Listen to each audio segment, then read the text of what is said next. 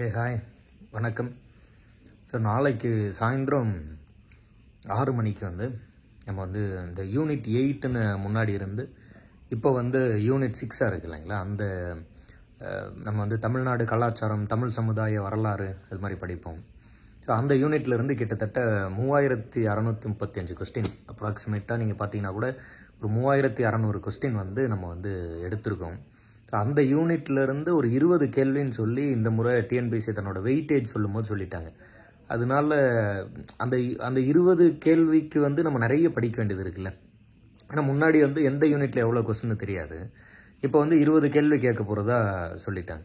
So அப்போ அதோட weightage ரொம்ப ரொம்ப அதிகமாகுது. அது இல்லாமல் நம்ம தமிழ் அறிஞர்களும் தமிழ் தொண்டும் அப்படின்னு சொல்லி ஒரு யூனிட், அதாவது தமிழ்லேயே கடைசியாக தமிழ் அறிஞர்களும் தமிழ் தொண்டும் சொல்லி 15 கேள்வின்னு சொல்லிட்டாங்க.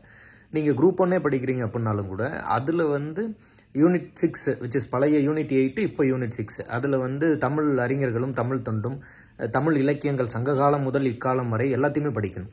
ஸோ அப்போது அதோட வெயிட்டேஜும் ஆட் ஆகுது. அப்போ நம்ம தமிழும் படிக்கணும். நீங்கள் குரூப் 1 ப்ரிப்பேர் ஆகுறீங்கன்னா கிட்டத்தட்ட 40 கேள்வி அந்த யூனிட்லேருந்து. அதில் தமிழும் படிக்கணும், சங்ககாலத்தில் இருந்த இலக்கியமும் படிக்கணும், இப்போ இருக்கக்கூடிய ஆர்கியாலஜிக்கல் எவிடன்ஸும் படிக்கணும், கரண்ட்டில் இருக்கக்கூடிய விஷயங்களும் சேர்த்து படிக்கணும். அதில் படிக்கிறதுக்கு எக்கச்சக்கமாக இருக்குது.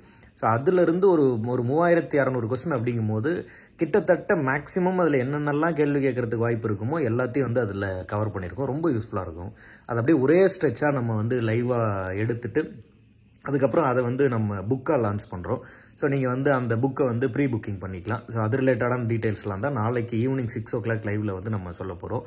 ஸோ கிட்டத்தட்ட லைவே கொஞ்சம் ஒரு லாங் டேர்மாக இருக்குன்னு நினைக்கிறேன். ஏன்னா 3600 கொஸ்டின் படிக்கிறதுனால லைவ் கொஞ்சம் ரொம்ப ஒரு நீண்ட நெடிய லைவாக இருக்கலாம். ஸோ நாளைக்கு ஈவினிங் 6 o'clock நான் லைவில் மீட் பண்ணுறேன். Stay tuned. அதற்கான ஒரு முன்னாடியே அனௌன்ஸ் பண்ணுறதா தான் இந்த வீடியோ நம்ம ரிலீஸ் பண்ணுறோம். ஸோ இதுதான் கண்டென்ட்டு. நம்ம சந்திப்போம் நாளைக்கு ஈவினிங் 6 o'clock லைவில் சந்திப்போம்.